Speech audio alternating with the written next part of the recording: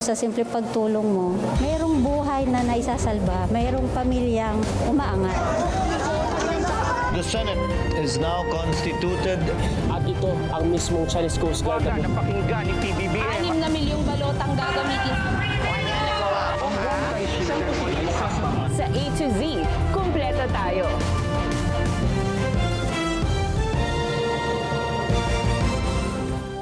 Luzon, Visayas, Mindanao at buong mundo. Ngayon ay Lunes, September 8, 2025. Ako si Barbie Mulak at ito ang balitang A to Z. September 23 hearing para sa confirmation of charges laban kay Duterte. Ipinagpaliban ng ICC. Kudeta sa liderato ng Senado. Cheese Escudero tanggal sa pwesto. Tito Soto iniluklok na bagong Senate President. Ang hinihingi nilang porsyento ay hindi bababa sa 10%. Mga politikong namorsyento umano sa government projects, pinangalanan ng kontratistang si Curly Diskaya. Hirit ng Malacanang kay Diskaya, magpakita ng ebidensya. Mahigit 27 billion pesos na proposed budget ng Office of the President sa 2026. Lusot na sa komite sa Kamara. PBBM nasa Cambodia na para sa 3 araw na state visit.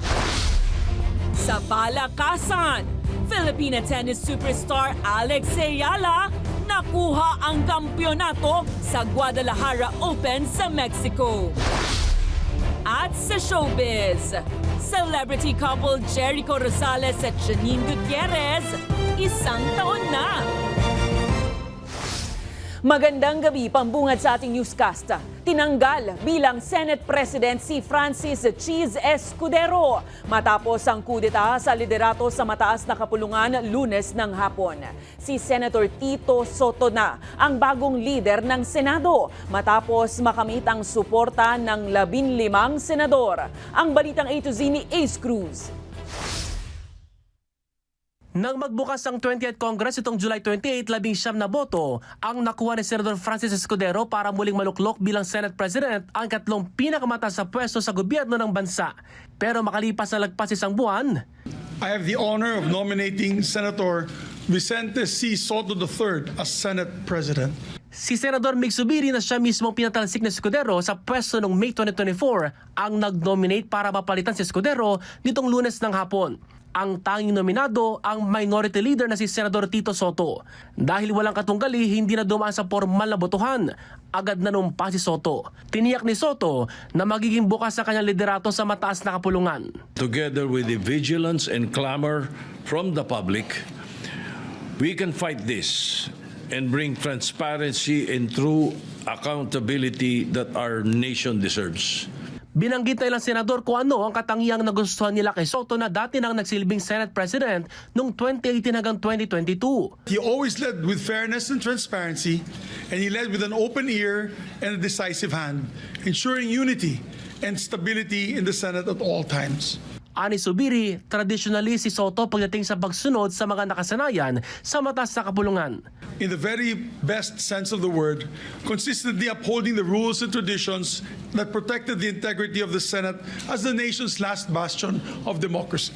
Makakasama ni Soto sa Senate leadership si Senador Ping Lacson bilang Senate President pro tempore kapalit ni Senador Jingo Estrada. Habang si Senador Mig Zubiri naman ang bagong majority floor leader kapalit ni Senador Joel Villanueva. Lunes ng umaga, nang umugo ang balita ng kudita sa Senate presidency, makaraang makakuha ng suporta ng 15 senador ang kampo ni Soto. Sa pagtatapos ng pamumuno ni Escudero bilang Senate President mula 19th Congress hanggang nitong 20th Congress, ay ginit niyang nanatili silang matatag sa kabila ng batikos ng mga kritiko.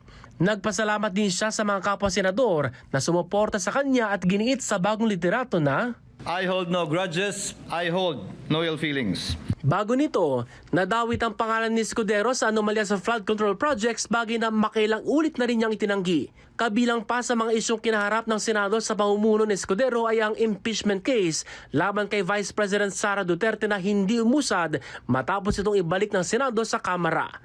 Para sa balitang A to Z, Ace Cruz.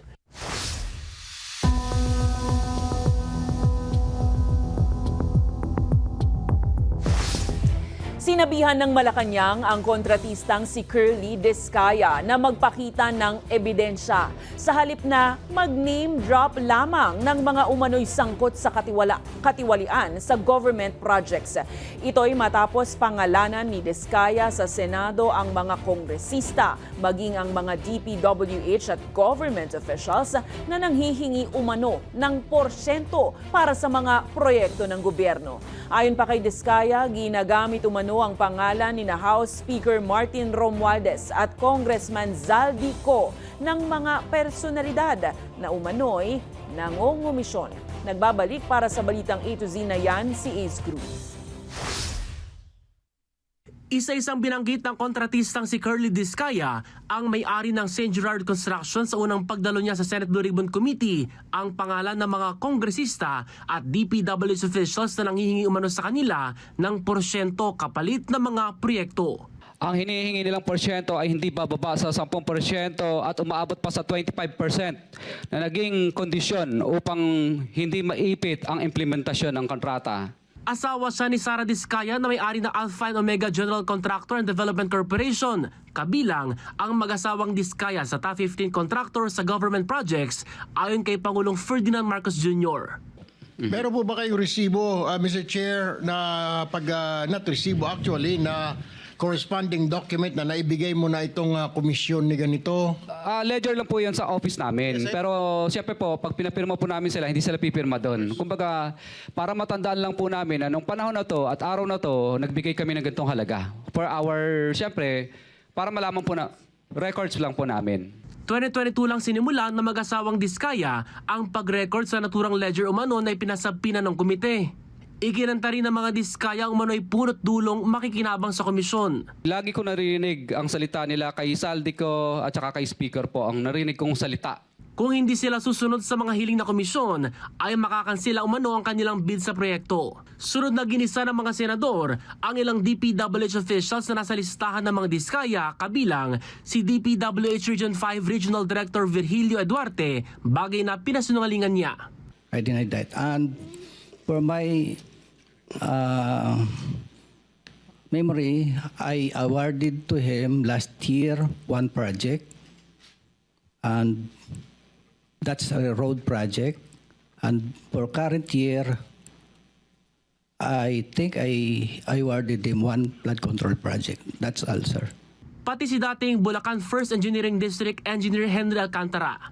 I respectfully deny po na may tinanggap po ako galing sa kanya. Sinabihan naman ng Malacanang ang mga Descaya na maglatag ng katibayan sa kanilang mga paratang. Mahirap lang po basta-basta mag-name drop. Kailangan kompleto yung ebidensya nila. Ang mga nabanggit na mga pangalan ay makakasama sa pag-iimbestiga.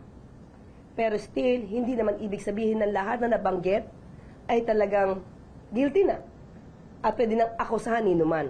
Duda naman ng grupong akbayan sa ilan sa mga pangalang nilantad na mag-asawang Descaya kaya't panawagan nila ay mas malalimang investigasyon. Para sa balitang A to Z, Ace Cruz. Isa-isang umalma ang mga personalidad na idinadawit ng mag-asawang contractor na sina Curly at Sara Descaya na anilay sangkot umano sa pangingikil sa flood control projects ng pamahalaan.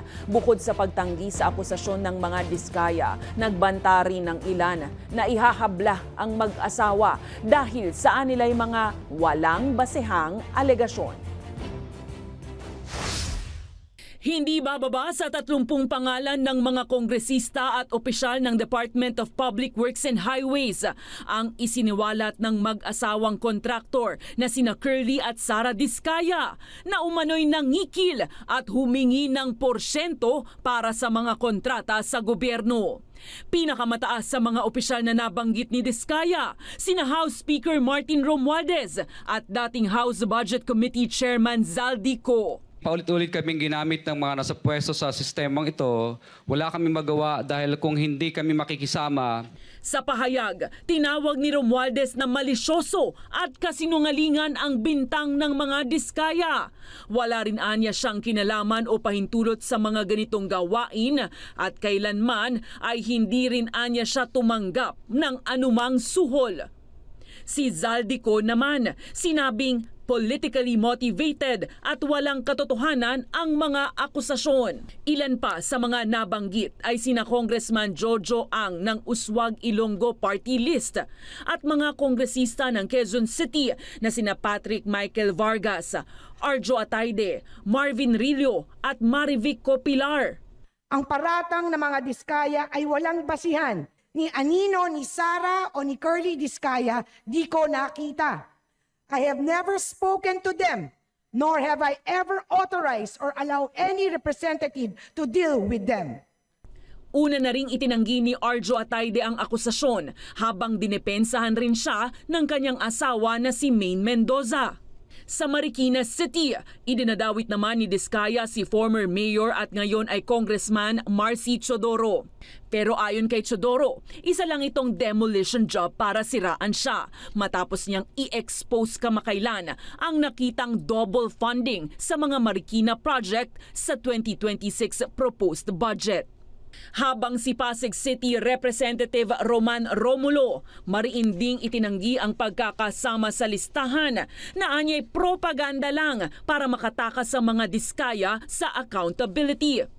Si Romulo ay kaalyado ni Pasig City Mayor Vico Soto na isa sa mga unang nagsiwalat sa mga umano'y anomalya sa construction companies na pagmamay-ari ng mga diskaya. Sa social media, sinabi ngayon ni Soto na marami umanong inconsistencies sa pahayag ng mga diskaya kaya dapat maging mapanuri ang publiko. Dahil sa lumalalang issue ng umano'y korupsyon sa flood control projects, ipapanukala naman ni ML Party List Representative Leila de Lima ang pagbuo ng Independent Commission para malaman ang buong katotohanan at mapanagot ang mga mapatutunayang sangkot. Kaugnay niyan, iginiit ni Justice Secretary Jesus Crispin Remulla na kailangang isaoli muna ng mag-asawang kontratista na sina Sara at Curly Diskaya ang umano'y perang nakuha sa maanumalyang proyekto bago sila makapasok sa State Witness Program. Paliwanag ni Remulla, hindi po pwedeng mabaliwala lang ang mga perang nakuha at makatakas sa krimen ng sinuman na nagnanais maging State Witness. Anya dapat ibalik ito sa bansa para magkaroon ng immunity alinsunod sa Whistleblower Act. Nakatakda ring tukuyin ng isang forensic accountant ng National Bureau of Investigation ang totoong halaga ng perang nakuha ng mag-asawa. Kinumpirma rin ni Remulla na nagkausap sila ni Senate Blue Ribbon Committee Chair Rodante Marcoleta para iugnay ang mga detalye ng investigasyon. Kung magkakaroon sila ng offer to return, tama ba yung figure o hindi? Kasi yun nga, kinakailangan makita yan. Yung money trail, dapat makita yung money trail. Maging cooperative sila dapat when it comes to this. Diretsang hinarap ni House Minority Leader Marcelino Libanan si Executive Secretary Lucas Bersamin ukol sa umano'y executive order na inihahanda raw ng Malacanang. Usap-usapan kasi ngayon ang draft order na bubuo ng isang independent panel para imbestigahan ang maanumalyang flood control projects. Kinumpirma na nga ito ni Bersamin pero iginiit na hindi layo ng palasyo na lalong uminit ang sigalot sa Kamara. Nag-ugat ito sa pahayag ni Bersamin nitong weekend na huwag anya isisi sa executive branch ang korupsyon sa mga budget insertions na pinagmulan ng anomalya. May draft executive order na gagawin na ginawa ang ating executive secretary at ilalabas na ito ng ating presidente. Pwede ba kaming maliwanagan po dito para magsimula na ang malalimang investigasyon po nito? We do confirm that we are working on an executive order that will deliver on what the President has started in the SONA. But we are not yet sure when we will come out with it because right now the President is in Cambodia.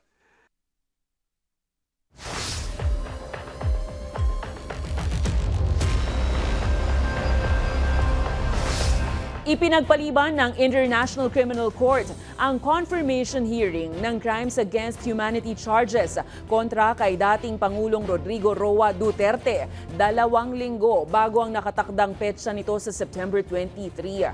Tinatigan ng mayorya ng ICC Pre-Trial Chamber 1 ang hiling ng kampo ni Duterte na ipospone ang pagdinig dahil wala umanong kakayahan ng dating Pangulo na tumayo at humarap sa pagdinig.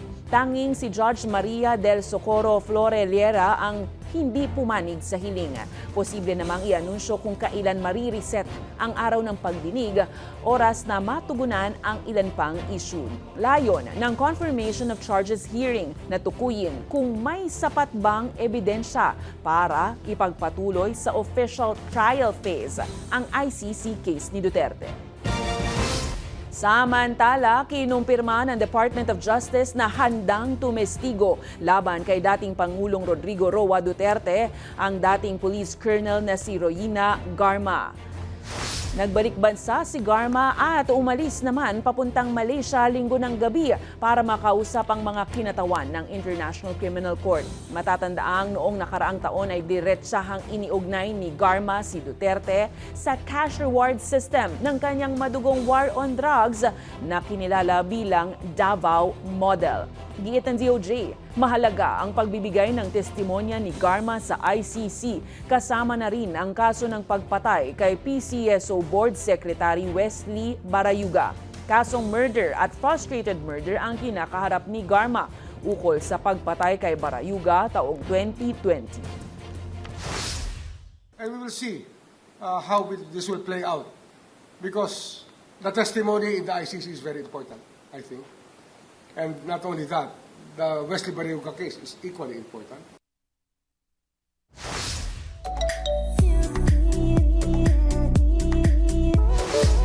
Star-studded ang katatapos na MTV Video Music Awards kung saan kinilala at pinarangalan ang ilan sa mga in at brightest stars sa global music industry. Gaya ng American pop star Lady Gaga na itinanghal bilang Artist of the Year. Nakakuha rin ng Best Collaboration si Lady Gaga sa awiting Die With a Smile with Bruno Mars. Song of the Year Award naman ang Blackpink member na si Rosé para sa awiting Apato. Nakakolab rin si Bruno Mars. Nakuha naman ni Wicked star Ariana Grande ang Video of the Year sa Brighter Days Ahead.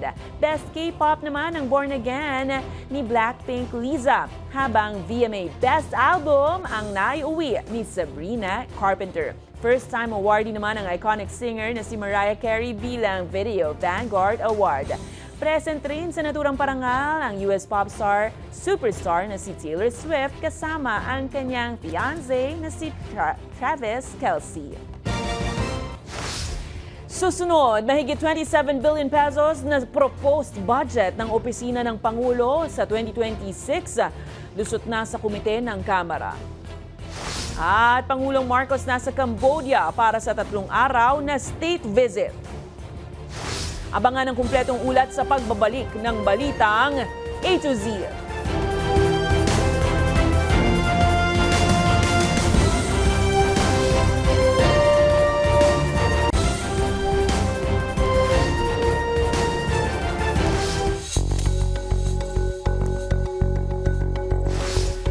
Umabot sa mahigit 27 billion pesos ang proposed budget ng Office of the President para sa 2026.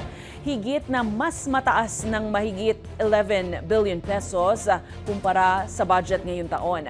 Sinubukan ng ilang kongresista na questionin ito sa budget deliberations, partikular ang hiling na confidential at intel funds ng Pangulo. Pero agad ring pinalisot ng mayorya. Ang balitang A to Z ni Kim Salinas. For fiscal year 2026, the Office of the President requests a budget of 27,362,355,000 to perform its mandate for the people. 27 billion pesos ang panukalang pondo ng Office of the President para sa susunod na taon.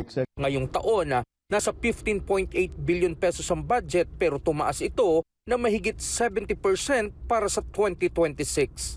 Paliwanag ni Executive Secretary Lucas Bersamin, is comprised of two significant budgetary portions. That is the portion for the regular OP programs, activities, and projects, and the other portion being for the hosting of the Philippines of the 2026 ASEAN Summits and related meetings.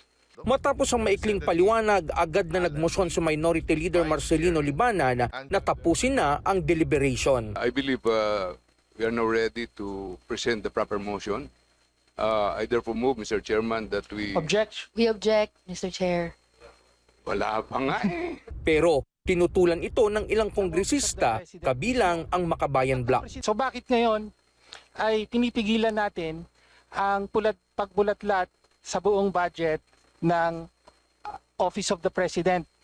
Napakarami pong mga tanong na kailangang sagutin. Dagdag ni Tino, kung seryoso ang Pangulo sa paglaban sa korupsyon, dapat payagan ng masusing pagsusuri lalo na sa 4.5 billion pesos confidential and intelligence funds ng OP. Unang-una na sa budget mismo ng Presidente, yung confidential and intelligence funds.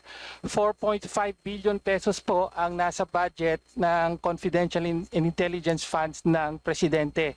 Binulatlat po, alam natin lahat, ang confidential funds ng Vice President at nakita natin doon, Mary Grace Piatos, no, mga peking resibo. Pero nauwi rin ito sa botohan. Motion to terminate the budget hearing of the Office of the President. Please raise your hands. In favor. 56 in the affirmative, 5 in the negative. The motion is carried. Pero hirit ni Sagip Party List Representative Paulo Marcoleta, dapat pareho ang trato sa Office of the Vice President. Kung atin pong bibigyan ng parliamentary courtesy ang ating Pangulo, dapat ganun din ang ating Vice Presidente. Hindi po dapat selective ang ating aplikasyon ng tradisyon na yon. Una nang nanawagan ng ilang civil society groups na ipatupad ng Kongreso ang tunay na transparency sa budget deliberations. Para sa Balitang A to Z, Kim Salinas.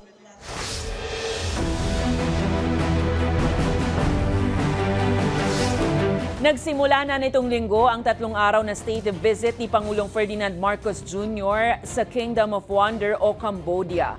Layo ng pagbisita doon ang pagpapaigting ng relasyon ng dalawang bansa at pagsugpo sa problema ng human trafficking na kadalasan mga Pinoy ang biktima. Ang Balitang A to Z hatid ni Naomi Almojano. Bitbit ang pangakong pagpapalakas ng ugnayan at ekonomiya sa pagitan ng dalawang bansa. Lumipad nitong linggo si Pangulong Ferdinand Marcos Jr. kasama si First Lady Liza Marcos patungong Phnom Penh para sa 3 araw niyang state visit sa Cambodia. Natugon ng Pangulo sa imbitasyon ng hari ng bansang si Norodom Sihamoni. My visit will reinforce the importance of ASEAN centrality and our commitment to build a progressive and inclusive region. We will discuss expanding our commercial relations and building more resilient value chains. Through intensified defense and security cooperation with Cambodia, we hope to uphold a peaceful, stable, and resilient ASEAN community. Matatandaang noong Pebrero, una nang bumisita sa bansa ang Prime Minister ng Cambodia. Target din ng Pangulo na matiyak ang suporta ng Cambodia sa chairmanship ng Pilipinas sa Association of Southeast Asian Nations o ASEAN sa 2026. We have seen dynamism in the partnership between the Philippines and Cambodia across key sectors. These sectors include defense and security, trade, agriculture, heritage preservation, amongst others. Bahagi rin ng kanyang 3-day state visit ang pagpirma sa 3 bilateral agreements, kabilang ang kooperasyon sa mataas na edukasyon, air services at ang pagsugpo sa human trafficking at iba pang transnational crimes. Kaugnay niyan, inanunsyo ng Pangulo sa harap ng mahigit 500 Pilipino ang kanyang direktibang pagbubukas ng Migrant Workers Office sa naturang bansa para pangalagaan ang seguridad at kaligtasan ng mga manggagawang Pinoy at para matiyak na legal, documented at tama ang proseso ng recruitment sa mga OFW. Gagawin ito sa lalong madaling panahon upang maging katuwang ang ating embahada sa pagsulong ng inyong kapakanan at para ipagtanggol ang inyong mga karapatan. Matatandaan noong nakaraang buwan lang, 24 na Pinoy ang nirescue sa Cambodia matapos hikayatin sa magandang job offer. Pero nauwi naman sa pagiging scammer sa mga scam hub. Kapalit ang sahod na 300 USD o 17,000 piso kada buwan. Kaya pangako ni Marcos, ligtas na paghahanap buhay para sa mahigit 7,000 OFW sa Cambodia. Para sa Balitang A to Z, Naomi Almojano.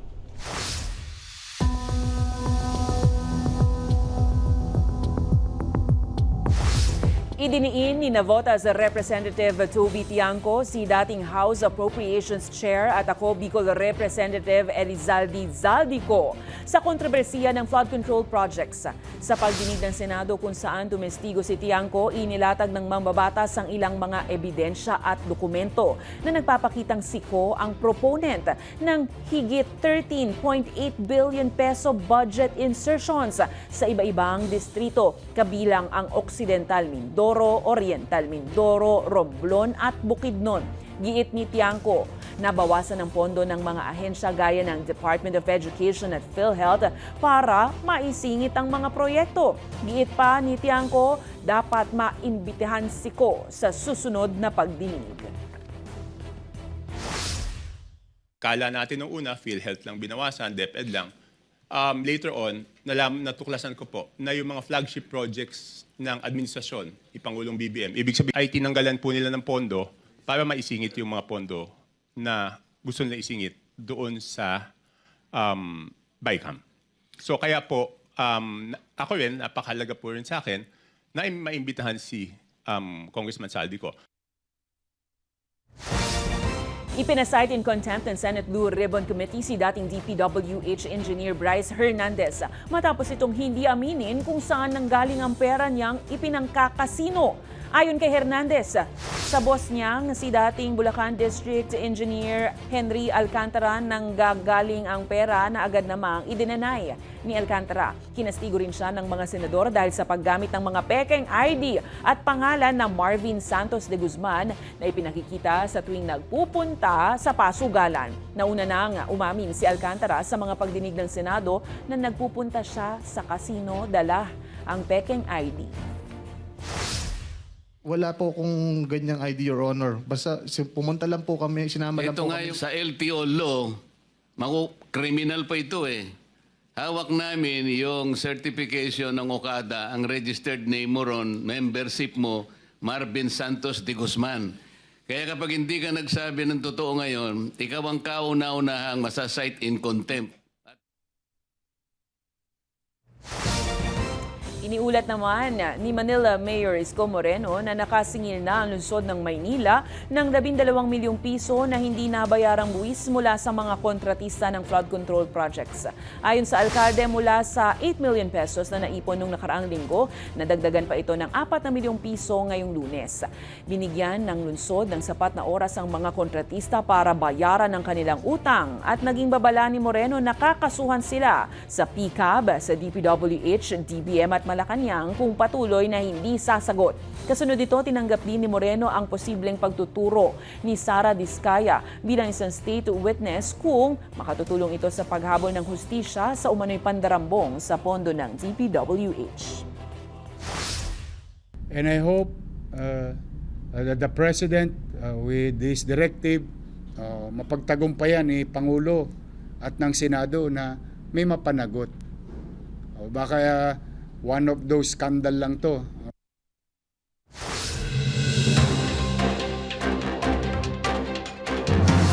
Ipinatawag ng Department of Transportation sa Land Transportation Office ang dalawang engineer ng DPWH matapos gumamit umano ng pekeng driver's license para makapasok sa kasino. Agad ipinasuri ni Acting Transport Secretary Giovanni Lopez ang lisensyang ipinakita sa Senate probe Lunes ng hapon. Lumabas sa bersyon ng LTO na walang record ng lisensyang nakarehistro sa mga pangalang ginagamit nina alias Marvin Santos de Guzman at alias Joseph Castro Villegas. Naglabas naman na ng show cause order ang LTO laban sa dalawang engineer. Samantala, Nanawagan naman si DPWH Secretary Vince Dizon sa mga empleyado ng ahensya na tulungan siyang masawata ang mga kurakot na opisyal. Ayon kay Dizon, sa kabila ng maraming nasasangkot sa katiwalian ng mga kawani ng kagawaran, naniniwala siyang mayroon pa ring tapat at nanindigan sa sinumpaang tungkulin.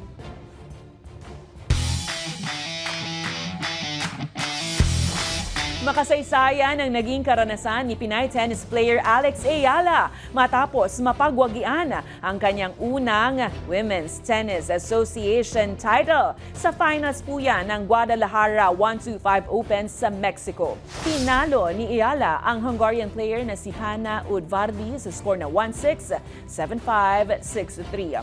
Makahulugan ang tagumpay na ito para sa 20-year-old na Pinay matapos lumusot sa ilang matitinding laban mula first round hanggang semi-finals para makapwesto bilang world rank number 75. Nagpadala naman ng pagbati si tennis icon Rafael Nadal kay Ayala bilang pagkilala sa kanyang matinding determinasyon para makuha ang kampyonato at ang kauna-unahang niyang WTA level title.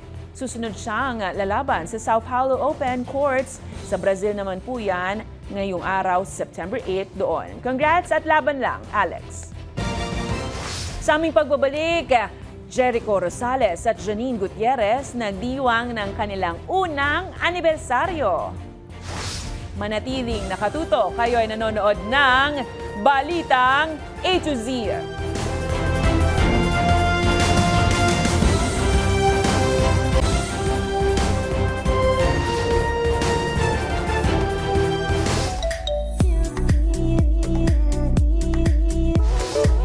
Habang tumatagal, lalong tumatamis ang pag-iibigan nina Jericho Rosales at Janine Gutierrez na nagdiwang ng kanilang first anniversary as a couple. Makichika sa likod ng kanilang mapulang pag-iibigan sa Balitang A to Z Showbiz ni Lane Garcia.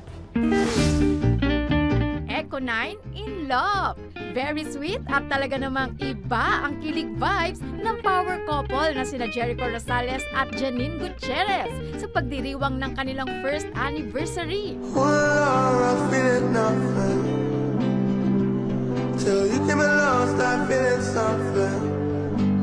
Sa Instagram, ibinahagi ni Echo ang isang video ng sweet moments nila ng kasintahang si Janine habang nagbabakasyon sa isang beach. Nakakakilig at kitang-kita na enjoy ang dalawa sa pagtatampisaw sa tabing dagat at adventure sa kanilang island hopping. May kalakip na caption din sa post na 1 day and 1 year with this one. Suportado naman ng netizen at ilang kasamahan sa showbiz ang happy and healthy relationship na yan ni na Echo at Nini. Matatanda ang April 2025 ng opisyal na kinumpirma ni Jericho ang relasyon nila ni Janine sa isang emosyonal na talumpati sa burol ng lola ng aktres na si Pilita Corrales. Habang marami rin ang natuwa sa first public appearance ng dalawa sa red carpet ng preview ball nito lamang September 2. Happy anniversary, Echo and Nini! Para sa Balitang A to Z Showbiz, Lane Garcia.